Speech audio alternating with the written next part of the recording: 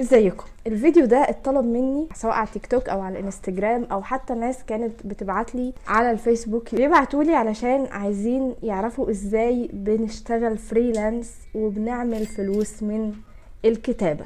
في الفيديو ده انا عامله لكم سكريبت جميل باذن الله يعجبكم علشان اقدر اوضح لكم فيه عصاره خبرتي طول ال6 سنين اللي فاتوا وانا بتعلم الكتابه وبشتغل بيها.